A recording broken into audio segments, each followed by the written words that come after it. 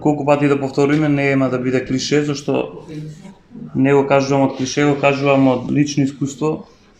Славењето е нешто што, ајде, сите работи се незаменливи најверојатно и си имаат својата тежина, ама некако без славење во нашиот живот и без да препознаеме кого славиме, мислам дека сме утнале негде и дека треба да се вратиме на тоа место. На место од каде што ќе го најдеме мирот и ќе дадеме слава на нашиот Бог Исус Христос. Амин. И со тоа за многу се разликуваме со луѓето што не го познаваат Христос. Знаете, луѓето понекогаш може се викаат, абе, сакам да кажам фала на некога, ама нема на кого. Со овие две раце сам направи се. И тоа е таа опасна лага што, знаете, не можеме да очекуваме од луѓе што не препознаваат работите, ама за ние што ги препознаваме, би било опасно ако целото наше внимание го свртиме кон нас самите себе си, без разлика колку сме активни, проактивни или помалку активни во на што го правиме. Ако знаеме дека силата што доаѓа од Бог, многу пати порано кога станав христијанин, слушав дека и човекот што ги ковал клинците на Исус е имал силата од Бог за да кова. Така да, ако препознаеме дека да, повикани сме да живееме свет и побожен живот, кој веќе е ставен во нас, го препознаваме и даваме благодарност за истото, тогаш сме на вистинското место да можеме да правиме работи и повеќе од колку што ние сме замислиле. Али ако е обратно, тогаш имаме проблем и треба да се навратиме секогаш на моментот да видиме зошто сме тука, ради кого сме тука и ради што сме тука. Амин. Оно што го правиме веќе 2 недели е тоа, слушате позади пошто ќе имате, да. Е онаа тема за црквата или за откровението за црквата како фактор за стабилност во нашиот живот. Сад тоа е навистина широка тема и широк поим околу откровението за црквата, но едно не е широко. Вториот дел. Да, дефинитивно откровението за црквата е фактор за стабилност. Така да, ако ние го разглобиме се тоа, што значи црква, функционирање, делување, самиот поим, што се опфаќа црквата, зашто е повикана, од кого е повикана, тогаш ние дефинитивно ќе станеме стабилни личности, ќе станеме стабилна црква и ќе изградиме стабилно општество.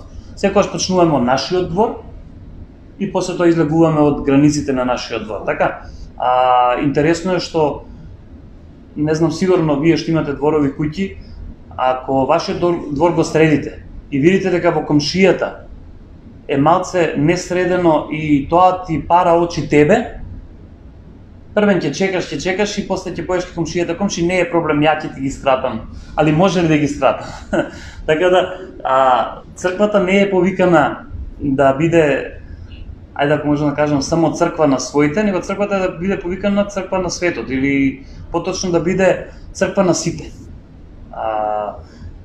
Најинтересниот факт што евреите не го разбра, а што на сам почеток Господ им го покажа, е кога на овчарите, кога се роди Христос, им вика: денес ви се роди спасител за сите, спасител за светот. Ета од тој широк поим, ета од таа друга перспектива, Божја перспектива, поразлична од перспективата што евреите има во тоа што значи спасител за нив, што значи Месија за нив и што значи Христос за нив. Така да, црквата ги отвара вратите едноставно или ги руши бариерите за многу нешта во светот. Ако гледаме историски, црквата била рамно со државата, црквата била над државата. Амбросий, мислам дека учителот на Августин, он бил толку влијателен што даде на изјави во тоа време, било така, зашто бил многу влијателен, каде што вика: царот не е на црквата, не е над црквата. Царот може да биде во црквата. Го разбираме овој дел? Значи не може да биде над црквата. Што значи тоа? Тоа не значи дека институционално треба да биде така. Но ако Духовниот човек расудува се и него никој не го расудува. Еве ни добра позиција дека црквата е глава, а не опашка во општеството. Сега, колку ние ќе ги негуваме овие работи? Колку за нас ќе изгледаат силни, но сепак далечни, или колку ќе не изгледаат силни, но сепак вистинити, или колку ќе нема сила, тоа одлучуваме ние. Одлучуваме ние преку едно нешто што во црквата е дадено, но и во поединецот е дадено, а тоа е верата. Размислував пред да појдеме на главната тема што сакам денеска да ја споделам, само да видиме, сега сме 11, значи 11 сум почнал, така? Околу 12:05 фрлете таму со нешто. Само не ситни пари. Не могу да видите. Каде застанав? Размислував овој период за два збора што се можеби клучни. Сега не сум протагониста за нешто да е толку клучно во нашиот живот и не верувам да е така, но препознавајќи ги тие нешта, ние можеме да дојдеме до момент каде отнуваме и да направиме промена во тие места и каде да продолжиме за такви нешто. И најдов на два збора. Сепак, многу употребувани, несвесно многу употребувани зборови од нас самите. Тоа е сепак и ама. Ама е негативниот збор што и смета на верата и сепак е зборот на благодат. Само кратко ќе го објаснам овој дел, зашто сакам и ја да го размислувам повеќе, онака, али верувам дека е битно. Ама, ние секогаш имаме ама. Сте го слушнали ова? Секогаш имаме ама. И тоа е директен, можам да кажам, удар на верата. Ама да видам. Ама знаеш, кај него е така, во мојот живот не е така. Ама што ако се случи ова? И јас ќе верувам и ќе направам како што треба, како што ти ќе ми кажеш, ќе верувам. Ама што ако? Ама што ако? Имаме постојано ама и на таков начин дури несвесно стануваме противници на верата, него луѓе што треба не само да ја зборуваат, него треба и делуваат во верата. Така да, ја верувам дека Господ ќе ни даде една перспектива каде што зборот ама, ова го зборам за преку откровение, да го тргаме од нашите животи, да го тргаме од она што се нарекува живот во вера и нашиот збор да биде да, а не да биде не. Верата ги содржи и да и не. Го разбираме овој дел? Така да не го користиме оној измеѓу сврзник ама. Зошто? Зашто тоа удира директно на нашите соништа, на нашите визии, на нашите пророштва, за се она што сакаме преку вера да го правиме. А повикани сме не да живееме живот по тело, да не премничи телото, него да премничи верата. И не само верата во Христос, таа вера е таа вера што од неа произлегуваат вера за мојот живот, вера за црквата, вера за општеството, вера за се она што овој свет или ние некогаш не сме можеле да веруваме. Дека, ако не било, ќе биде. Ако не се случило, ќе се случи. Ако сум се молел, ќе го видам исполнето. Значи, тој збор ама, да ги допрам твоите рани. Ја мислам дека многу црквата дала фокус баш на тоа. Ама да ги допрам твоите рани. Ако читаме житие на Тома не бил така неверен, за да му се залепи таква етикета ради една, можеби неутка, искреност на самиот човек. Така да внимаваме кога ставаме етикети на неверен Тома, кога ставаме етикети на, не знам, на али јас сум таков и не се менувам, ама јас сум таков и не се менувам. Ти не се менувај, дозволи му Господ нека те менува. Амин. Така да, ја мислам дека во нашиот живот, ама не е толку користен.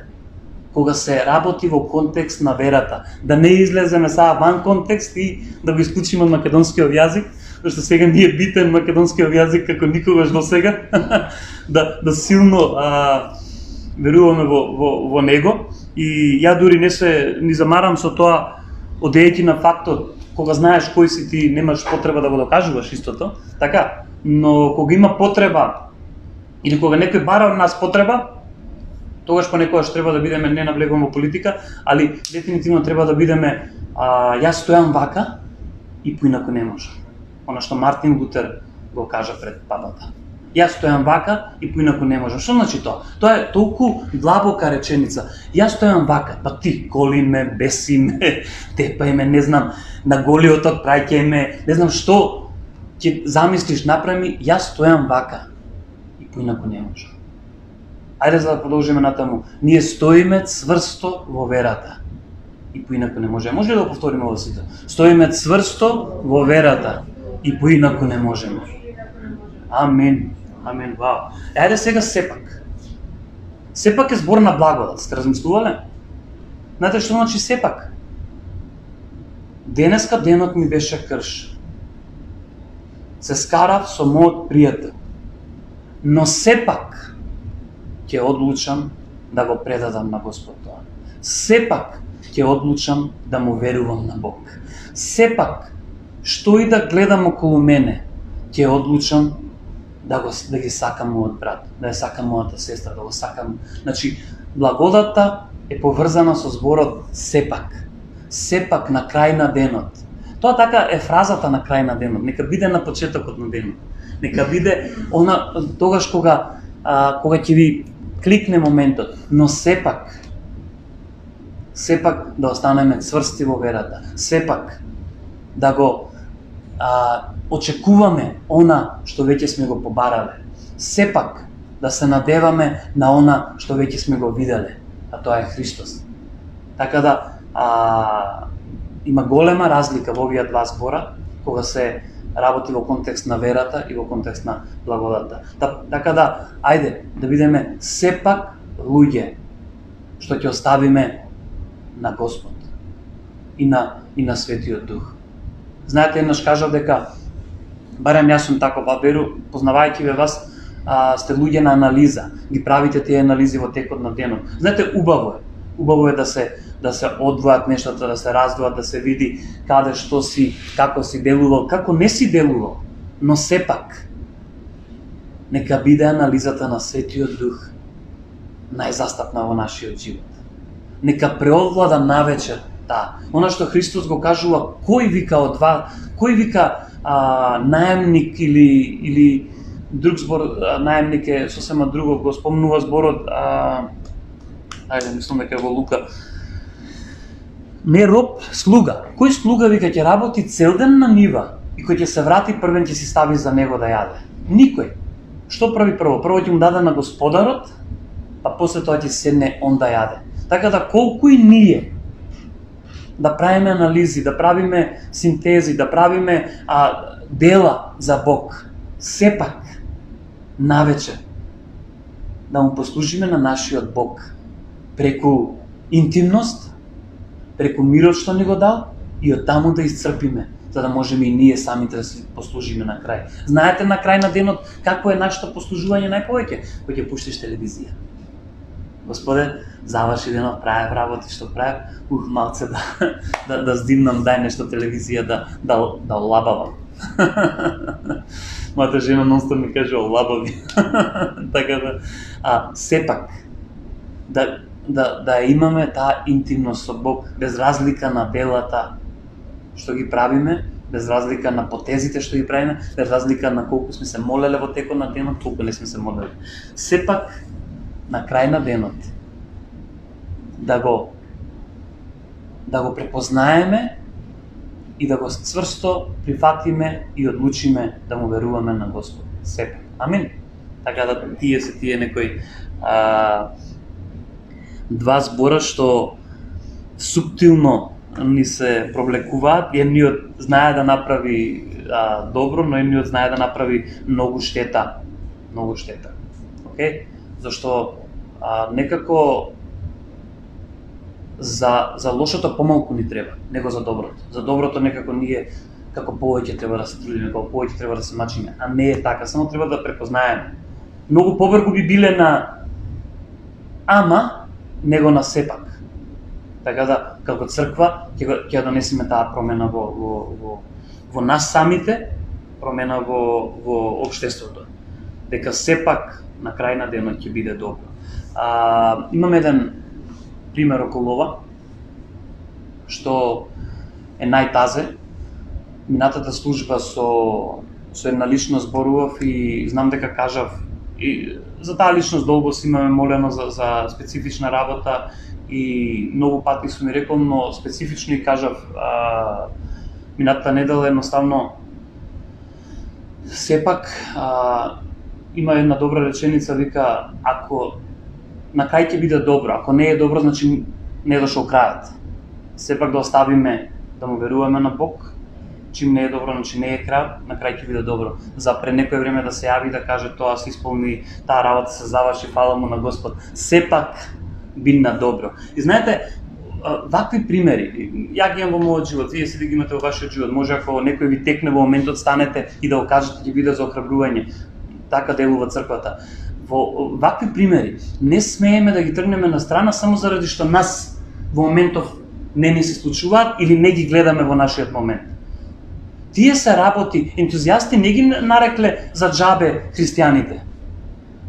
Значи ентузијасти ги нарекле зашто они биле како зборевме, како оган, разгорувале, еден разгорувале друг, трет, и затоа христијанството толку брзо се расширило. Ради тој ентузијазам, ради тие сведоштва што ги имаат, она што го читаме во тој документ како се објаснати во третиот век христијаните, тоа е тоа. Вика, колку и повеќе да ги убиваат, толку повеќе се множеа. Зошто? Ради примерите, ради сето она што го ставаат. Така да, овие вакви примери, иако не се во моментот на нашиот живот, треба да ни бидат водилка понекогаш. Не да се споредиме со нив, него да кажеме, и јас сакам вака. Да видам пробив во мојот живот, како што видел мојот брат, како што видела мојата сестра, како што видела црквата. Амин. Така да не смеат тие примери да ни бидат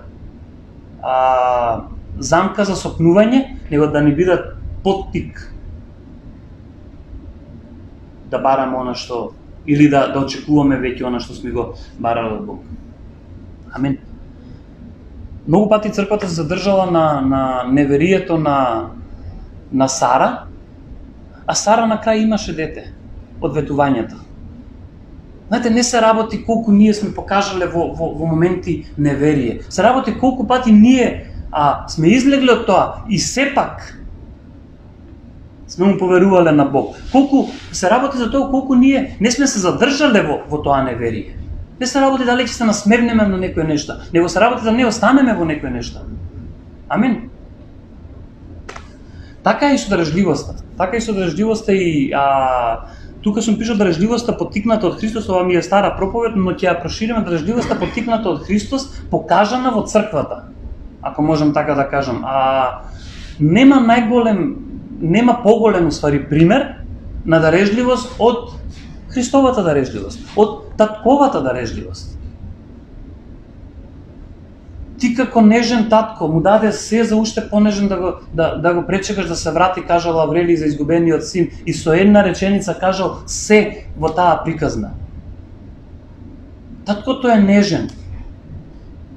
Кога дава без разлика што знае дека ти ќе сгрешиш, но уште понежен те чека таму каде што и ти спрати. Амин. Значи, ако без да полемизираме, без да читаме премногу стихови, доволно е Јован 3:16. Да ја видиме апсолутната дарежливост на Бог, таткото.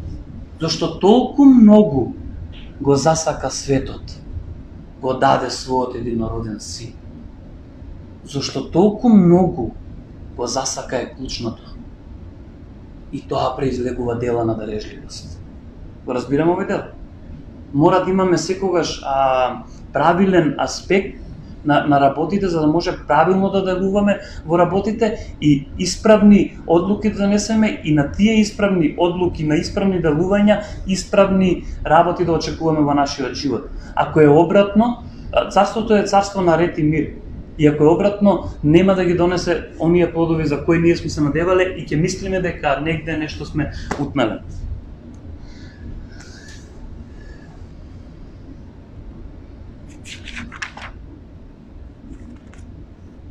Знаете, дарежливоста не е толку едноставна работа. Ја имам кажано дека и дарежливоста е тврда храна. Значи, праведноста е тврда храна, но и дарежливоста е тврда храна.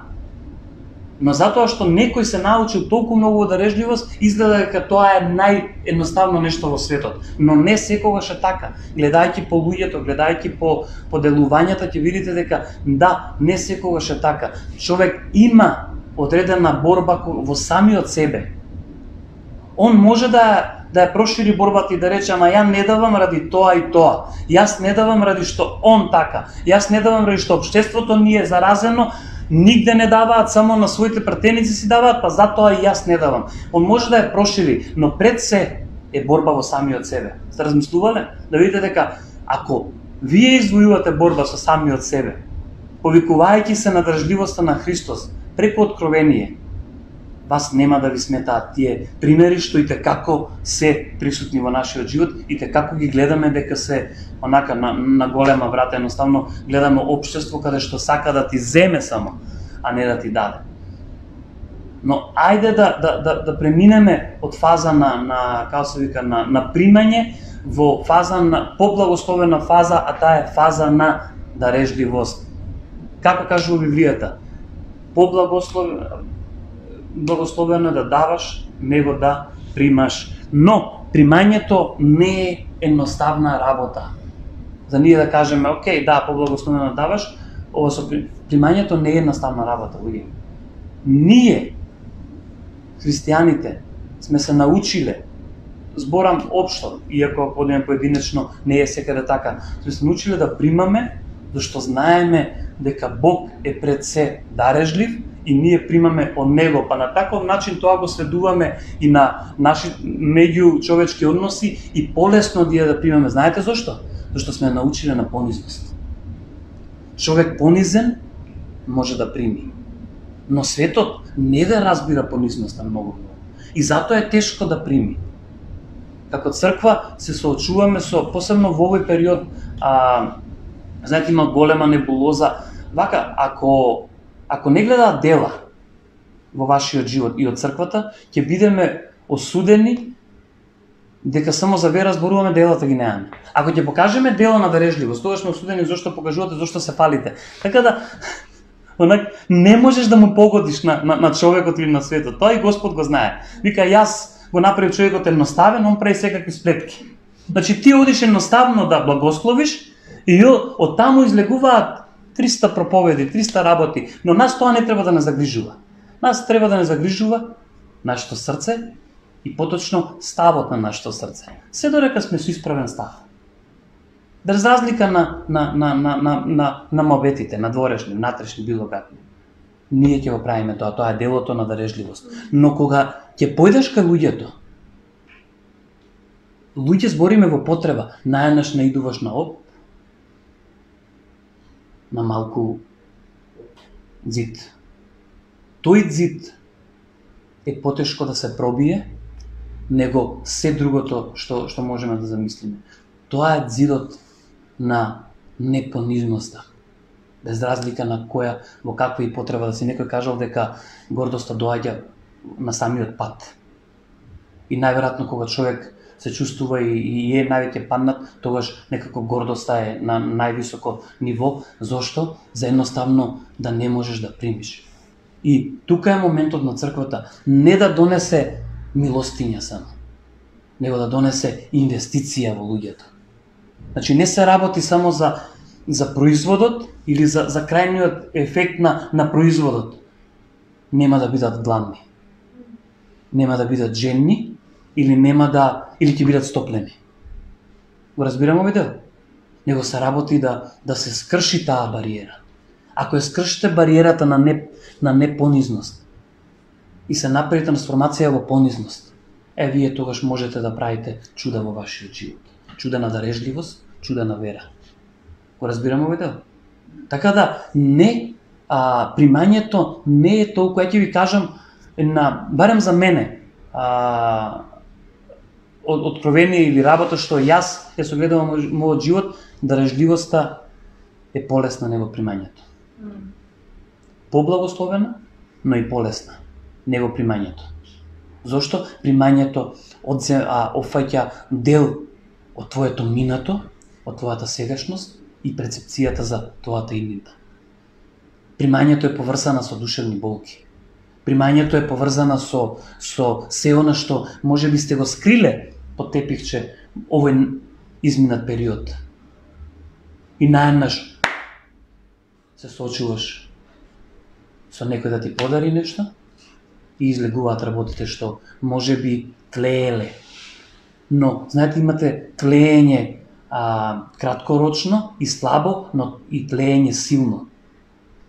И тогаш огинот се разгорува со мало дувнување. Во овој случај негативниот огин на остатоци од минатото, остатоци од тоа што во каков живот или во каков свет или во какво општество сме живееле.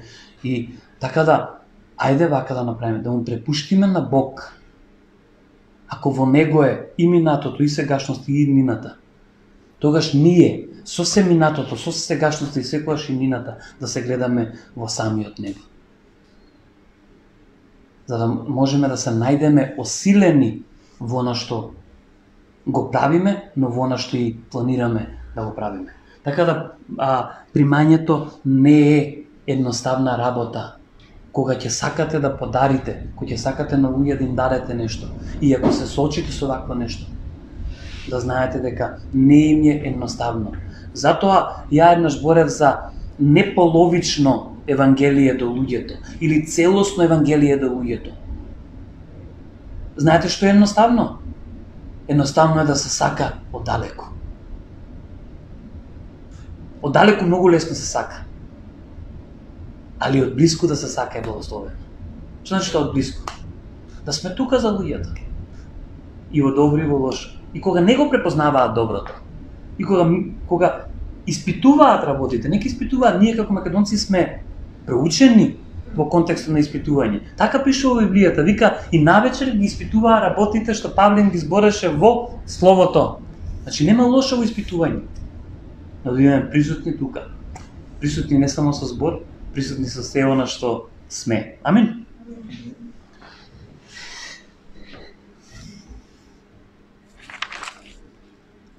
Значи, држливоста, рековме дека е процес од неколку фази. Една од главните фази, што најверојатно е прва и основна, за да можеме ние да се потикнеме во дарежливост, е благодарност. Ем ние да даваме, ем да бидеме исто и благодарни за тоа. Не, ние треба да бидеме благодарни за што сме примиле од нашиот Бог. Амин. Тој прв не засака. Па можеме ние да го сакаме и да ги сакаме луѓето. Значи, он е првината. Ја многу пати во мои разговори со блиски пријатели, со луѓе, кажувам дека он е нашиот Господ, а не ние негов. Разбираме дека ние многу пати го сакаме да го видиме Исус како што сакаме ние да биде, а не како што вистински он е. Он е нашиот Бог, а не ние негов Бог. Па да мора он да се прилагодува на нас, а не ние на него. Амин. Така да, ако го имаме откровението дека он е дарежливиот, он прв ми даде се што е потребно за живот и поважност. Он не засака и го даде својот син. Ако го препознаеме тоа, и ако благодариме за истото, ние сме опремени луѓе да можеме другите фази од дарежливоста да ги исполниме во целост. Така да, благодарноста е најголемата работа што може да не направи силни во Бог и кога чекаме, како што пееме. Амин. Ајде, само да најдам Библијата, мислам тука не дебилот. Ќе го прочитам Псалм 50, не цел.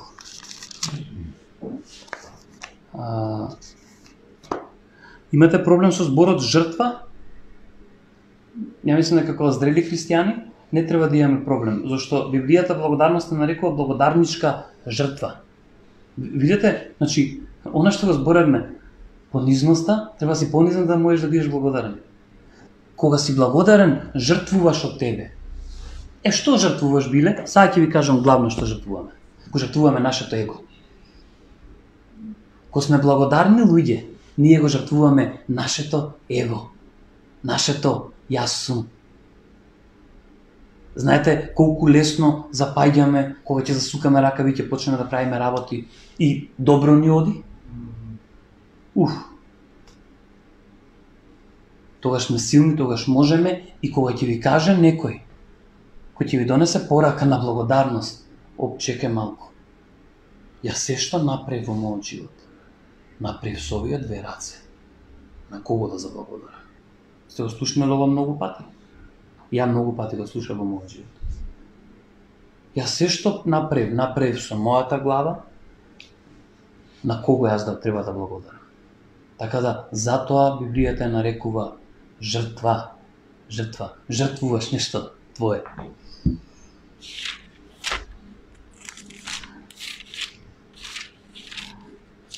За да не зборам, или да не испане дека зборам на памет, ја стварно не зборам на памет, ама не слушаат и широк аудиториум, да бидеме попрецизни.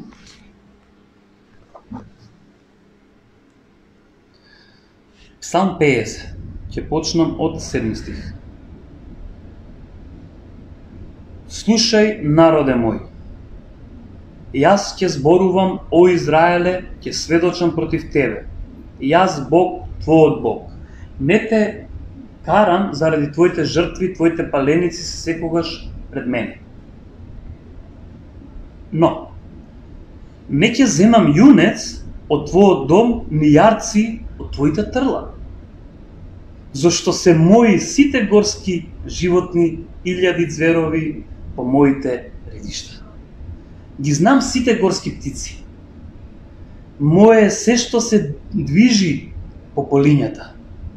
Кога би огламнел, не би ти рекол зашто моја е земјата и се што ја исполнува. Зар јас да јадам биковско месо или да пијам јаречка крв? Принеси му на Бога благодарна жртва, исполни ги своите завети на Севишниот. Благодарна жртва. И повикај ме во тежок ден. Ќе те слободам и ти ќе ме прославиш. Вау.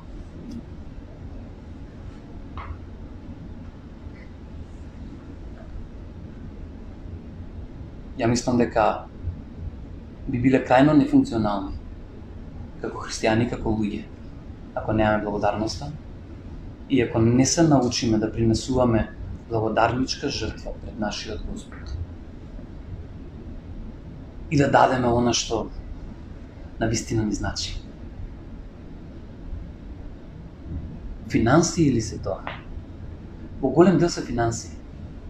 Еднаш кажав дека ако човек му дозволиш, ако станеш човек што ќе дозволиш Бог да ти брцне во џебот, ти си немонишлив човек. Го разбираме овој дел? Затоа викаат, брцни се во тоа џебот кој змија имаш. Така да, во голем дел се финансии, но јас предизвикувам, јас самиот се предизвикувам да застанете пред Бог и да видите во која сфера сте повикани да бидете дарежливи. И што вас ви е свето и ви значи? И зашто сте повикани во исто за да бидете дарежливи. И наставно да се најдете мирни и слободни пред Бог. Да давате и слободни да не давате. Павле вика, радосно давајте, слободно давајте. Кажува и дека слободно не давајте. Живете во слободата за која вистински сте повикани. Разбираме овој дел? Со овој дел сакам само да укажам дека не се работи за модел и начин како треба да се функционира во Божјото царство.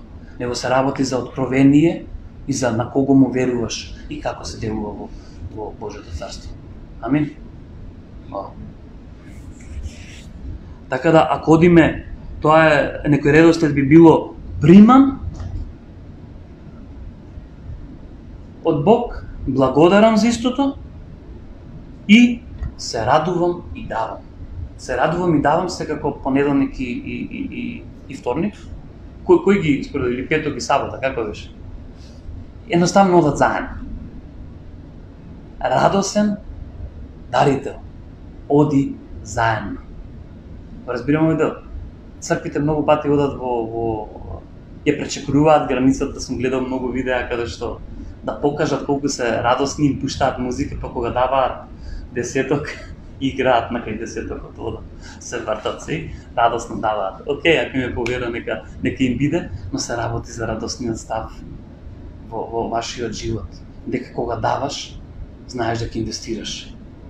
Амин. Ние сме повикани. Еве го, сакам да го прочитам изворно како сум го пишал. Само да го најдам.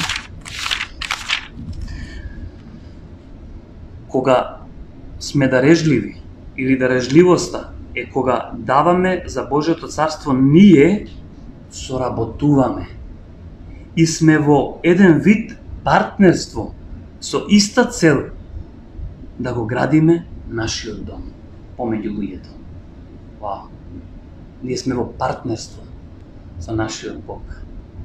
На иста нива работиме, за исто се залагаме, во исто вложуваме, а тоа е да го градиме нашиот дом помеѓу луѓето. Амин. Кога градиш свој дом, секогаш го сакаш најдоброто. Ние сме во некоја фаза таква и не гледаш колку ти е долга, нели, чергата, не го гледаш колку да ти биде убаво. Но има вистина во тоа да не секогаш се гледа да се пуштаат нозете колку ти е долга чергата. Тоа понекогаш знае да ограничи. И да те ограничи да не делуваш во вера, него да делуваш на гледање на нештото, физичко гледање. Амин. Околу благодарноста тука некако се кршат копијата на примање и на давање после тоа. И го памтите, мислам дека беше во Лука 17 со лепрозните. Користена е многу користена е многу приказна, но е многу вистините, затоа мора да биде користена. Исус исцелува 10 лепрозни и ги праќа. По закон ги праќа, значи морало да ги прати кај свештениците да дадат амин. Иако господарите, најголемиот кажа амин и тие беа исцелени, требаше општеството да каже и да ги пушти да живеат и да се исполни, нели, законот за да може да живееме по благодат. И вика одете, нека ве видат и нека ве пуштат. 10 беа исцелени по пат. Истиот пат сигурно Исус не ода, може и ги чекал. Знаете, Исус чека на, ние мислиме дека Исус само најде ќе направи нешто, него чека наша реакција после, на акцијата што е случила. Што треба да има. На 9 души реакцијата беше, ја ова го заслужи. Ова не е запишано, но така некако према акцијата делува. Па ја ова го заслужи. И стварно секој болен заслужува да е здрав. Амин. Секој болен заслужува да е здрав. Но да бидеме благодарни за истото. Секогаш малите примери се повисоки, поголеми, подлабоки и посилни. Иако еден се врати, нас тој ни е водил као животот, на благодарност пред Бог. Еден појде и кажа, фала ти што ми исцели. Амин. Така да, себичниот човек е горд човек и човек што мисли само за себе и што ќе каже околината, а благодарниот човек го прославува Бог со се што е и што прави. И со оваа реченица ќе завршам.